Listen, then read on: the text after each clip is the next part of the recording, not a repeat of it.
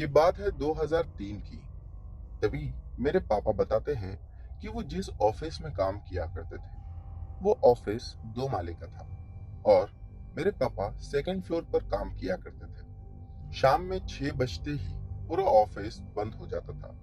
मेरे पापा और पापा के साथ जितने भी दोस्त हैं, वो सभी लोग 6 बजे के बाद नीचे उतर के ऑफिस को लगकर ही एक काफी अच्छी जगह थी, जैसा कि आप लोग उसे कैफेटेरिया भी बोल सकते हो, वहीं पर 1 घंटा साथ में बैठा करते थे।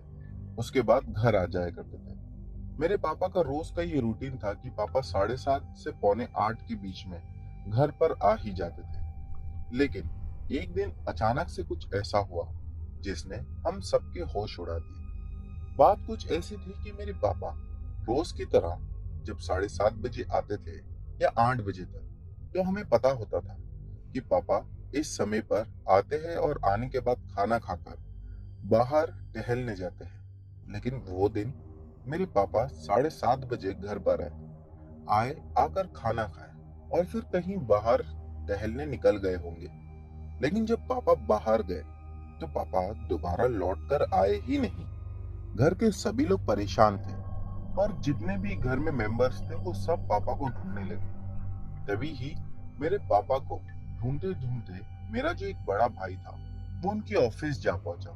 उसे लगा कि क्या पता कोई अर्जेंट में काम आ गया होगा और शायद पापा वहां पहुंच गए होंगे। जब वो ऑफिस गया तो वहां पर जाकर पता किया तो ये पता लगा कि ऑफिस तो कब का बंद हो गई है। लेकिन हाँ, जो ऑफिस के नीचे जो एक जगह थी, वहां पर मेरे पापा उसे अकेले बैठे हुए मिले, जहां पर वो अपने दोस्तों के साथ बैठा करते थे। वो वहां पापा को देखकर काफी ज्यादा दंग रह गया।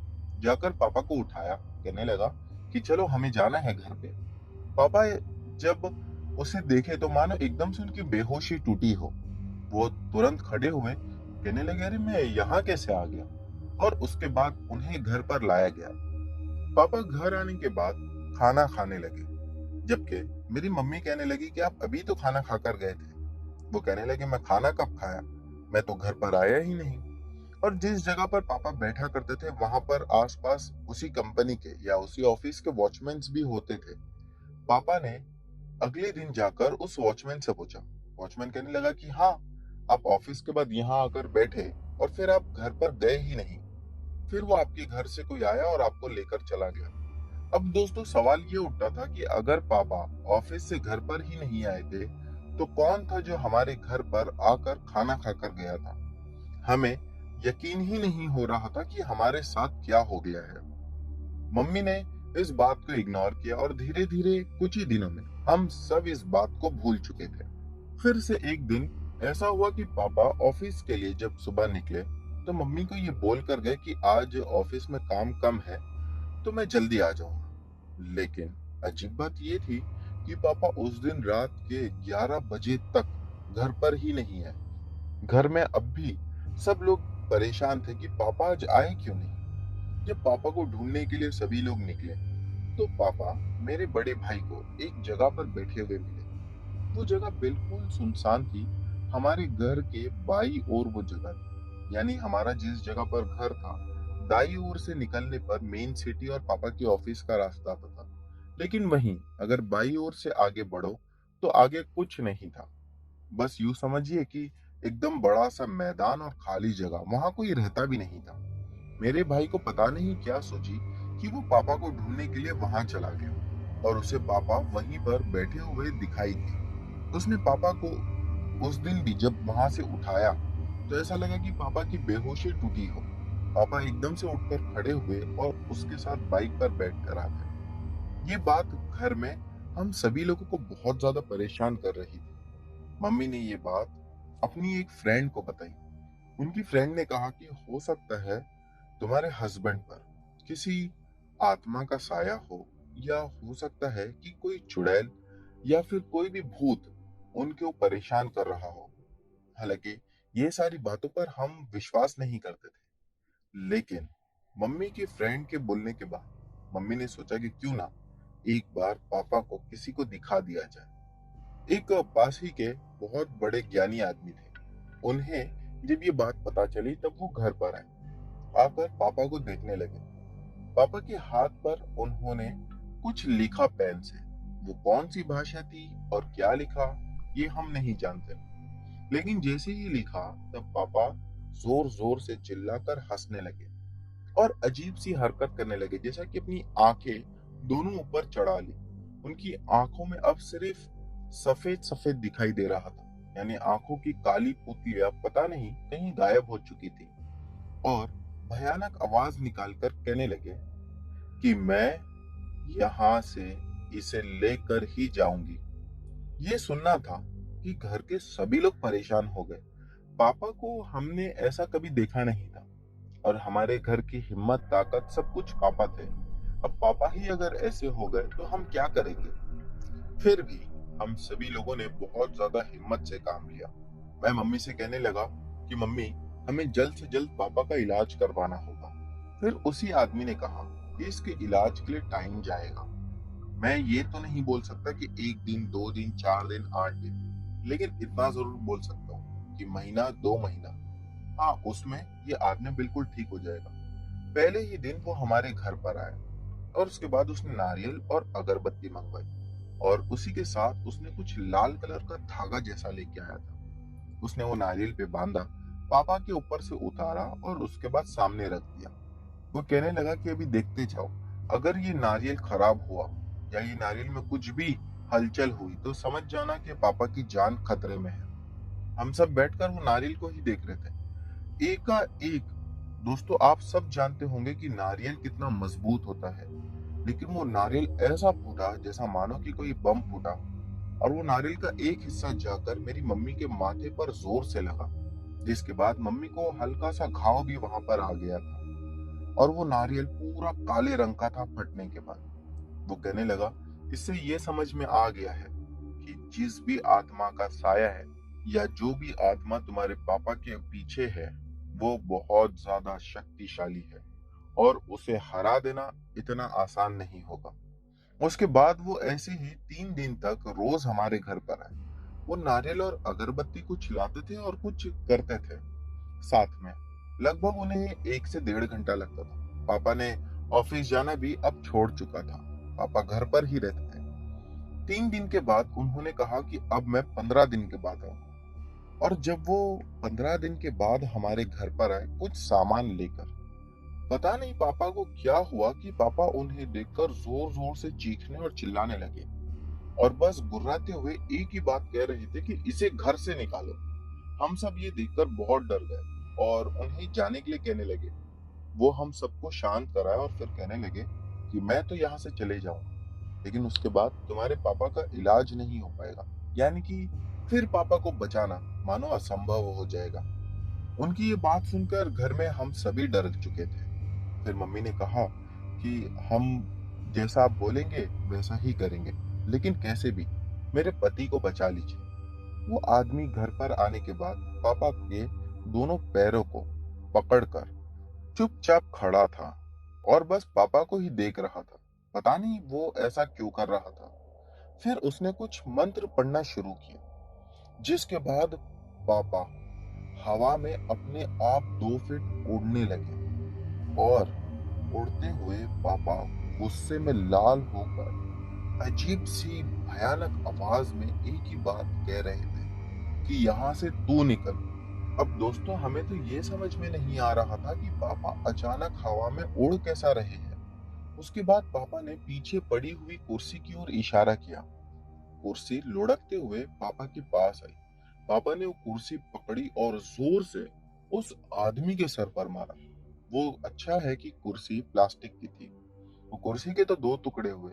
उस आदमी को लगा या नहीं पता नहीं, क्योंकि कुर्सी से मारने के बाद उस आदमी का कोई रिएक्शन नहीं था। फिर मेरे पापा दोबारा से अपने आसपास चीजों को ढूंढने लगे और पास ही में पड़ी हुई एक रैकेट जिससे हम लोग खेला करते थे, उसकी ओर इशारा किया। वो रैकेट भी पापा के पास खींचती हुई चले आई। ऐसा लग रहा था जैसा मानो पापा के हाथ में मैग्नेट हो कि किसी भी चीज को इशारा कर रहे हैं और वो चीज खींचते हुए पापा की ओर जा रही है। पापा ने वो उठाकर भी मारना चाहा, लेकिन तभी ही उस आदमी ने अपनी आंखों से पापा की ओर घूरते हुए देखा।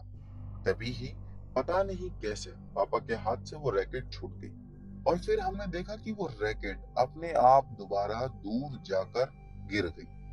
हम ये सब देखकर इतना ज्यादा डर चुके थे कि जो मेरा भाई था बड़ा, जो पापा को लाया करता था, उसे तो वहीं पर एंजाइटी आना शुरू हो गया और वो वहीं पर जमीन पर बैठ गया। हम घर के सभी लोग आपस में एक दूसरे का हाथ पूरी ताकत से पकड़े हुए थे। शायद वो डर था और वो आदमी कुछ मंत्र पढ़ता ही जा रहा था।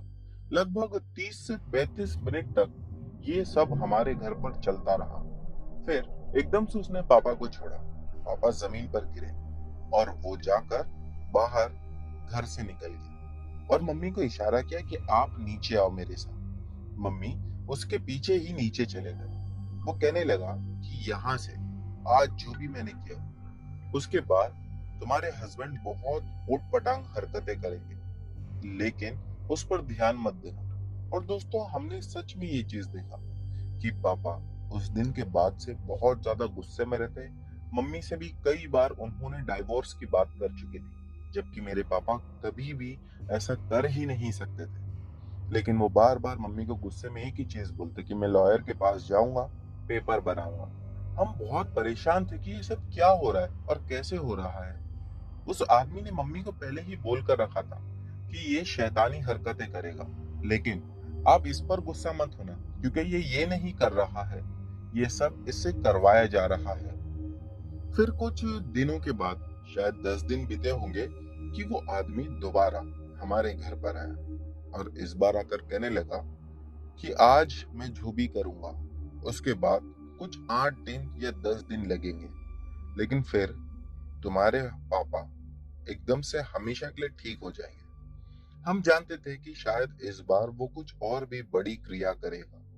उसने हम सबको बोला कि जितने भी बच्चे हैं वो सब अंदर चले जाओ, और उसने मम्मी से पहले ही कहा था कि मैं जिस दिन आने वाला रहूंगा उस दिन घर में 2-4 आदमियों को पहले से बुला कर रखना।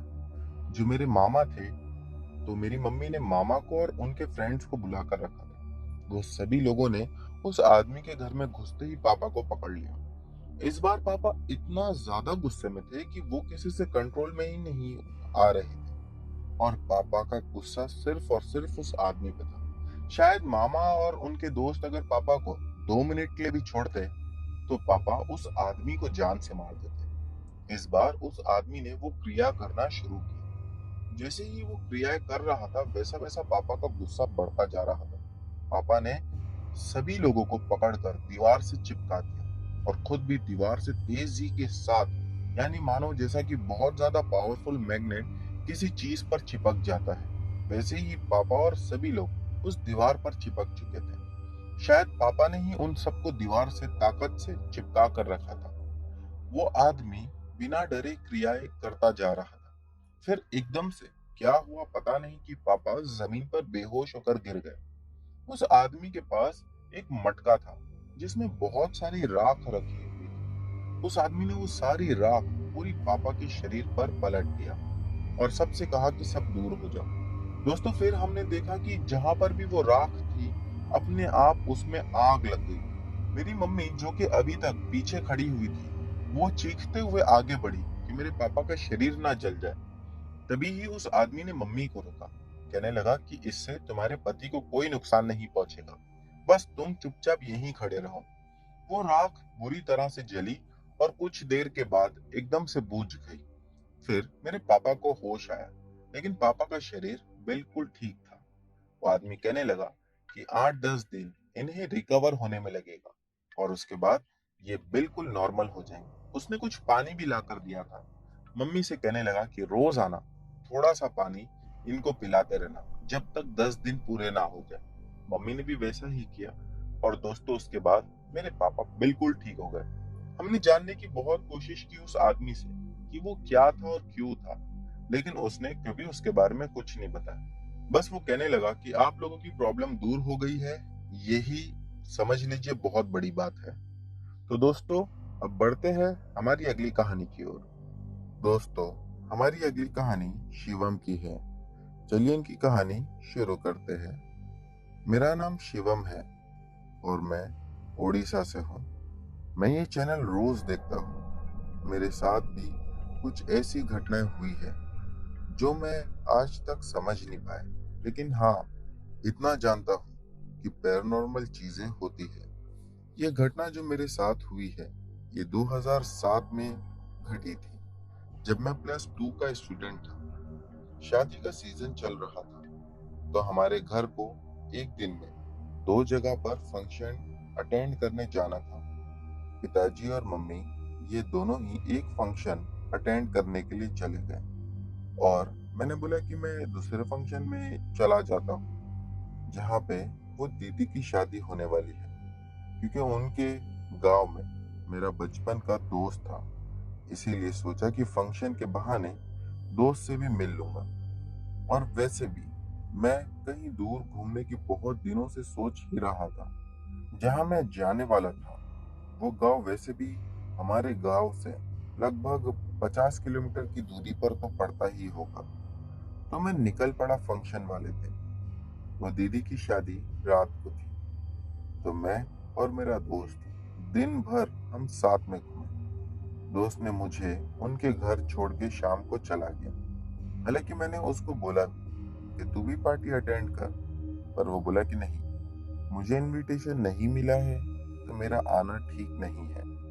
और जाते वक्त उसने ये बोला कि देख, ज्यादा इधर उधर मत घूमना, रात को यहाँ पर अकेले घूमना ठीक नहीं है। यहाँ पे खूबसूरती के अलावा और भी बहुत सारी चीजें होती हैं। मैंने उस वक्त उसको ज्यादा समझा नहीं, या यूं कहिए कि उसकी बात पर ज्यादा गौर नहीं किया। फिर जब मैं उनके घर गया, तो उनके साथ शादी वाले प्लेस को चला गया। शादी उस टाउन के या उस गांव के जगन्नाथ मंदिर में हो रही थी। मंदिर बहुत बड़ा था। शाम से लेकर रात के 10 कब बज गए, टाइम का कुछ पता ही नहीं चला। और बाराती 10 बजे आग पहुंचे। कुछ देर बाद तकरीबन 11 बजे मुझे जोर से प्रेशर आया टॉयलेट का। तो मैंने सोचा ये तो मंदिर है, बाहर कहीं जाके हल्का होके आता हूँ। तो मैंने वहीं किसी से पूछा कि अंकल, यहाँ कहीं आसपास तालाब है क्या? उन्होंने बताया कि हाँ, तालाब तो है यहाँ, और कुछ ही दूरी पर है, शायद आधा किलोमीटर होगा दूर, जहाँ पे पुराना एक मेडिकल भी था। तो मैं सोचा कि कोई मेडिकल है जिसके पास में ही ये तालाब होगा। तो मुझे क्या पता था, वो मेडिकल बरसों से बंद पड़ा था। फिर मैंने सोचा कि चलो, अगर इतना ही पास है तो जाकर ही आता हूँ। तो मैं तालाब की तरफ निकल पड़ा। दोस्तों, मैं एक बात बताना भूल गया कि वो जो मंदिर था, वो गांव के लास्ट में है। उसके बाद जिस तरफ मुझे जाना था, वहां झाड़ियां ही झाड़ियां थी। चांद की रोशनी और मेरे पास जो कीपैड वाला मोबाइल था, उसकी लाइट के सहारे मैं आगे बढ़ता गया। तो कुछ दूर जाने के बाद मैंने देखा कि बहुत ही पुरानी बिल्डिंग है, जो कि एक बड़े से एरिया के बाउंड्री के अंदर थी। ठीक उसके सामने एक तालाब है, जहाँ पे एक बहुत ही बड़ा पेड़ था। जाते जाते टॉयलेट का प्रेशर इतना बढ़ गया था कि मुझे कोई डर का महसूस ही नहीं हुआ। बस मन में यही बात चल रही थी कि जितना जल्दी मैं कहीं पर जगह ढूंढ के बैठ सकूं, उतना अच्छा है। फिर जब मैं टॉयलेट करने के बाद अपने हाथ पैर धोने के लिए नीचे तालाब के पास गया, तो मुझे ऐसा लगा कि मेरे पीछे का जो बड़ा सा पेड़ है, वो जोर से हिल रहा है, और पंछियां उस पेड़ से उड़ रहे हैं। और लगा जैसे उस मेडिकल की जो बड़ी सी गेट थी, वो खोल के कोई मेरे पास आ रहा है। और वहीं से अचानक से फिर एक हवा का झोंका आया। पता नहीं क्यों, लेकिन उस समय मुझे ऐसा लगा जैसे कि कोई बड़ी आफत मेरी तरफ आ रही है। फिर जब मैं अपना ड्रेस पहन के तालाब के ऊपर रोड की तरफ देखने लगा, तो मैंने देखा कि ऊपर पेड़ के नीचे कोई बूढ़ी औरत अपनी कमर झुकाकर खड़ी हुई थी। दूर से देख रहा था कि वो दिखने में पूरी वाइट है, जैसे कोई लाश पानी में 4-5 दिन सड़ने के बाद सफेद पड़ जाती है। वो नीचे से बिल्कुल वैसी ही दिख रही थी। तो मैंने अपनी जेब से अपना मोबाइल निकाल के अपनी मम्मी को फोन लगा दिया, और मम्मी को फोन लगाने के बाद जब मम्मी ने फोन उठाया तो मैंने उन्हें सारी बात बताई। पहले तो उन्होंने डांट लगाई कि अकेले तू वहां गया ही क्यों, उनके घर क्यों नहीं चला जाता है। फिर उन्होंने बताया कि उसकी तरफ बिल्कुल मत देखना, धीरे से वहां से निकल जा। उसके बाद मुझे तो अपनी मम्मी की बात माननी ही थी। मैं धीरे धीरे तालाब के ऊपर आया तो वो पलक झपकाते ही तेजी से आके एकदम से मेरे सामने खड़ी हो गई। मैंने देखा कि वो औरत कोई 70 से 80 साल की बूढ़ी की तरह है, जो कि सफेद बहुत ज्यादा थी, लेकिन साथ ही में मैली भी काफी लग रही थी। ऐसा लग रहा था कि उसकी जो सफेद साड़ी थी वो किसी कीचड़ में गिरकर इतनी ज्यादा मैली हो चुकी है। वो औरत जब मेरे सामने आई तब वो एक डरावनी सी स्माइल दे रही थी। मैं फोन पे मम्मी को बोला कि मम्मी, औरत मेरे सामने आकर खड़ी हो गई है और मुझे देखकर अजीब सी हंसी हंस रही है। मम्मी बोले कि वो कोई पागल होगी। हालांकि कहीं ना कहीं मेरी मम्मी को भी पता था कि वो औरत कोई पागल नहीं है, वो कुछ और ही है। मम्मी मुझे बस एक ही बात कह रही थी, तो जल्दी से वहां से भाग। इससे पहले कि मैं कुछ जवाब दे पाता, वो बूढ़ी औरत एक जोर से मेरे फोन पे हाथ मारी कि मेरे फोन के 2-3 टुकड़े हो गए और मेरा फोन दूर जाकर गिरा। और मैं भी भाग के मेरे फोन के सारे पार्ट लेके उठाया, और जैसे ही भागने वाला था तो वो बूढ़ी औरत मेरे हाथ को इतना जोर से पकड़ी कि मेरे हाथ में ऐसा लगा जैसे मानो किसी ने बर्फ के बीच में मेरे हाथ को जमा दिया हो।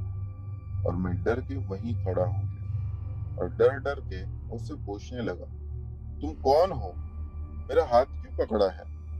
पर वो कोई जवाब ही नहीं दे रही थी, बस हंसे जा रही थी। तब मैंने उसके पैर की तरफ देखा तो मैंने देखा कि उसके पैर उल्टे थे।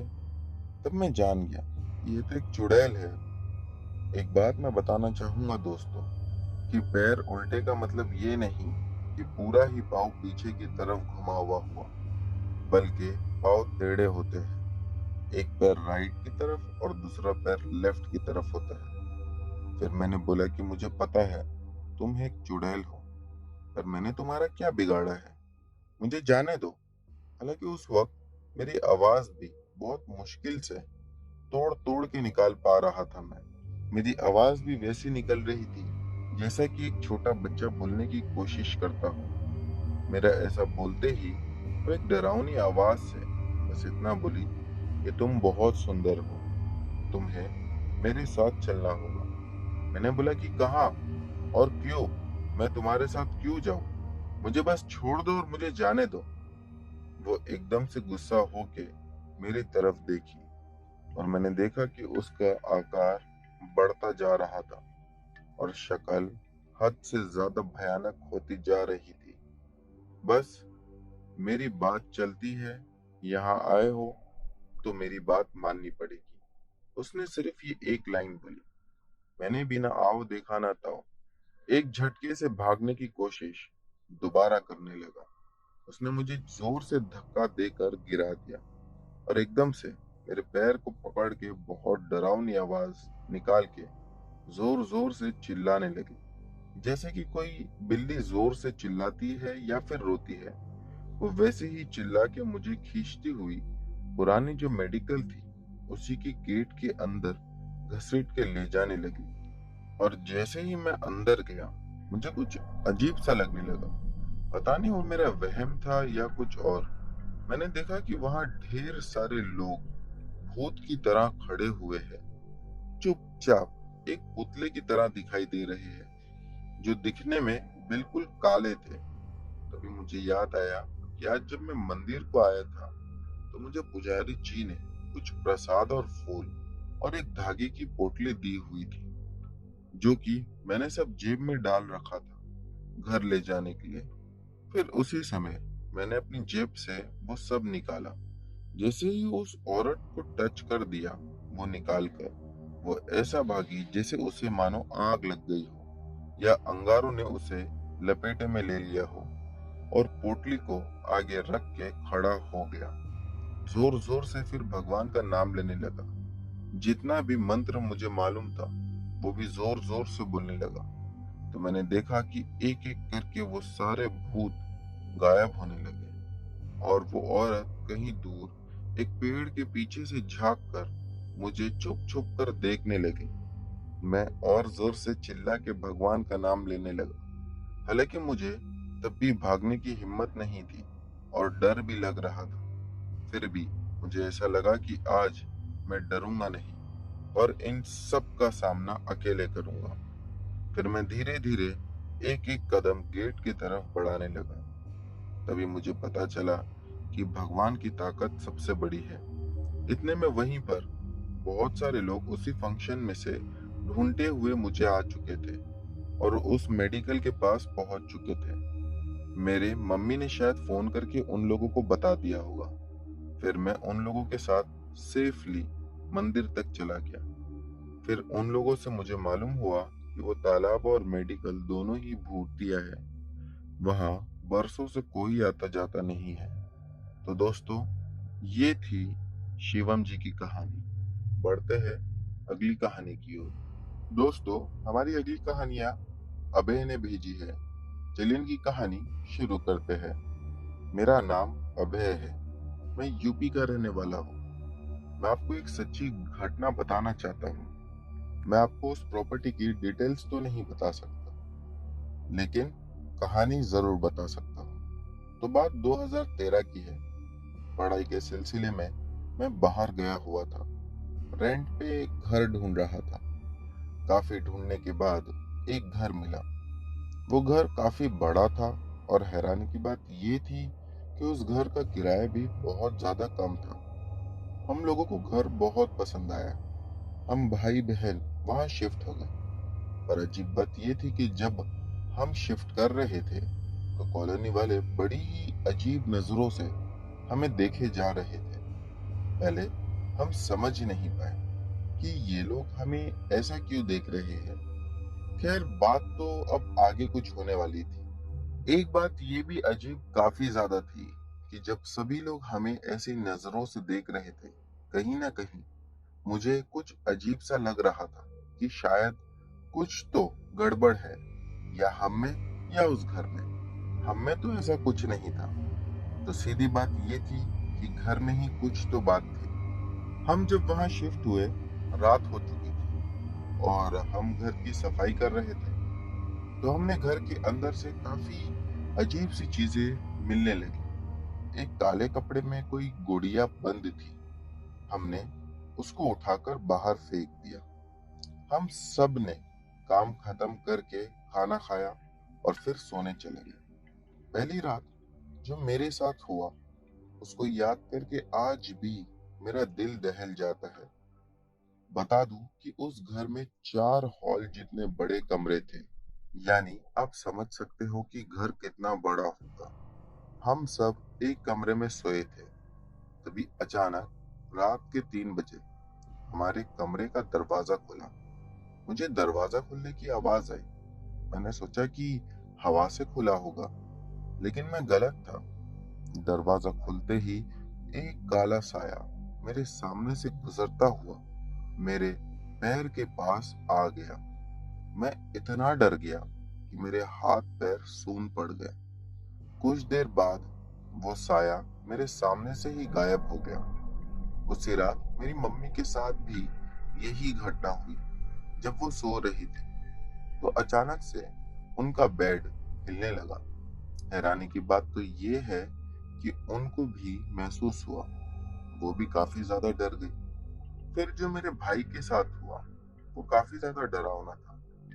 उसकी जो फोल्डिंग थी यानी मैट्रेस थी जिसको वो बिछाकर सोया हुआ था, वो 3 फीट हवा में उछल गई और वो खुद उस पे से जमीन पर गिर गया। उनका ध्यान खिड़की पे पड़ा तो उन्होंने देखा कि 2 हाथ उनको कमरे की तरफ, जो आखिरी वाला रूम है, उस तरफ आने का इशारा कर रहे थे। वो बहुत ज्यादा डर गया। हम सब ने डरते हुए रात काटी और सुबह उठ के उस घर के बारे में पता किया। तो सच्चाई पता लगते ही हम सबके होश उड़ गए।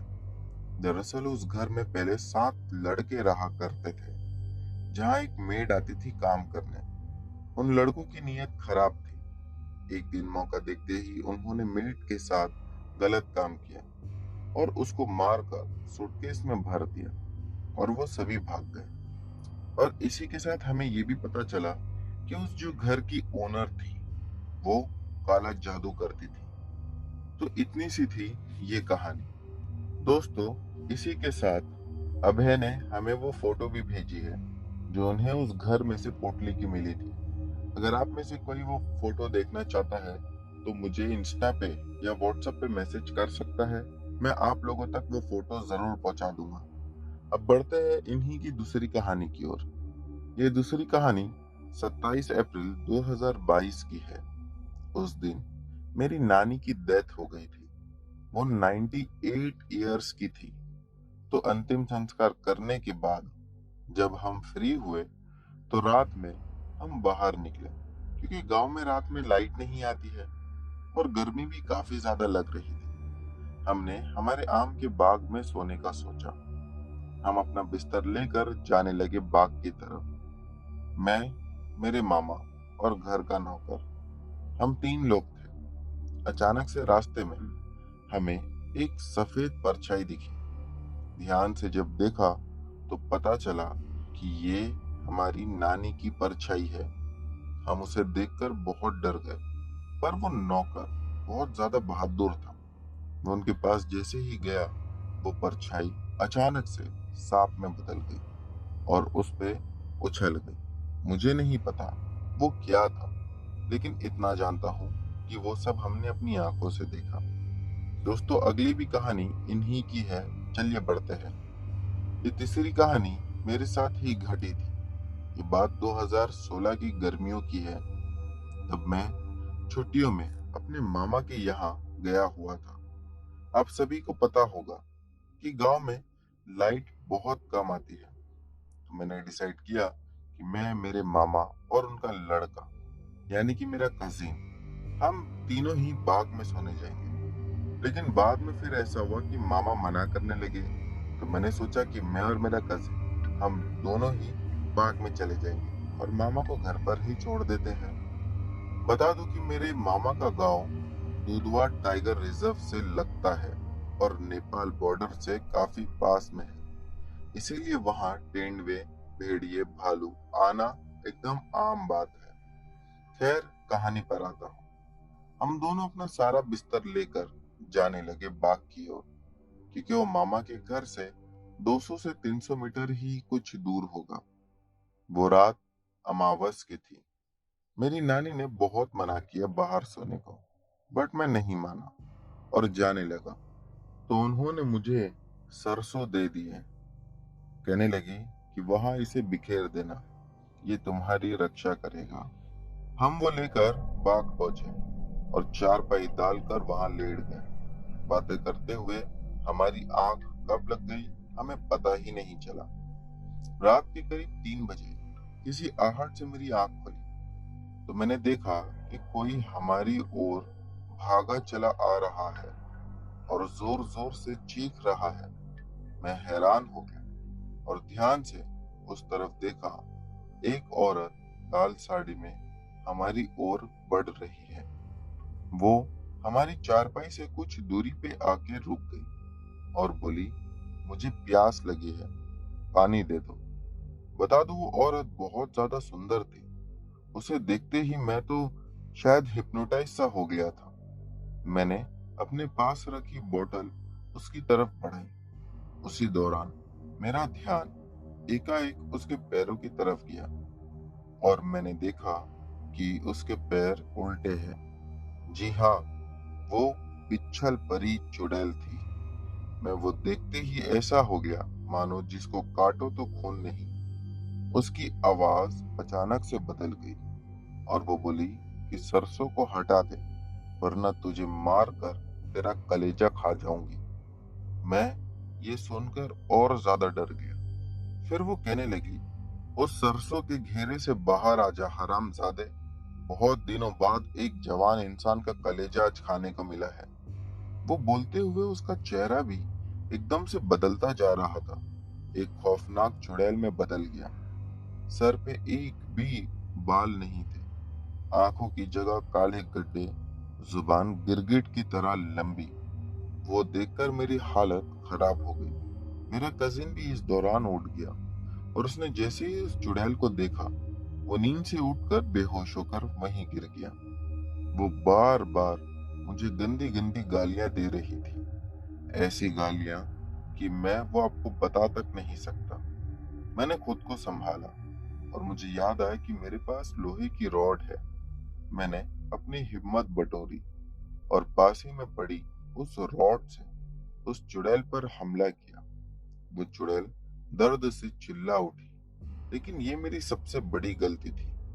मौके का फायदा उठाकर उस चुड़ैल ने मुझे उस जगह से, जहां पर सरसों बिखरी हुई थी, उस दायरे से बाहर ले आई और उसने मुझे जोर से उठाकर पटक दिया और मेरे सीने पर आकर बैठ गई और बहुत भयानक हंसी हंसकर बोलने लगी कि आज तेरा गरम कलेजा खाऊंगी, और अपनी लंबी नुकीली जुबान मेरे सीने से टच करने लगी। लेकिन जैसे ही उसकी जुबान मेरे सीने पर टच हुई, उसकी जुबान में आग लग गई और वो भयानक चीखें मारकर भागने लगी। मैंने अपने सीने पर हाथ फेरा तो मुझे याद आया कि मेरे गले में भगवान शिव का लॉकेट है। उस दिन मैं उन्हीं की कृपा से बच गया। मैंने खुद को संभाला और अपने कजिन के मुंह पर पानी छिड़क कर उसे होश में लाया। फिर हम दोनों अपना सारा सामान वहीं छोड़कर भाग गए और घर जाकर मैंने सभी को सारी बात बताई। सब मेरी बातें सुनकर सुन रह गए। फिर मेरी नानी ने शिव जी का भाभूत हम दोनों के माथे पर लगाया। हम दोनों इतना डर गए थे कि 3 दिन तक हमें तेज बुखार रहा। फिर नानी ने गांव के पहुंचे हुए पुजारी जी को बुलाया और वो घर आए और हमारी झाड़ फूक की, और उन्होंने बताया कि इन पर गंजी चुड़ैल का साया था, पर भगवान शिव ने इनकी रक्षा की, वरना वो दुष्ट चुड़ैल इन दोनों को ही मार डालती और हम लोगों की लाश तक नहीं मिलती। हम कुछ दिनों में पूरी तरह से ठीक हो गए और फिर हम कभी बाग में सोने नहीं गए। तो दोस्तों, ये थी अभय जी की तीनों कहानियां। अब बढ़ते हैं हमारी अगली कहानी की ओर। दोस्तों, हमारी अगली कहानी करण अरोरा की है। चलिए इनकी कहानी शुरू करते हैं।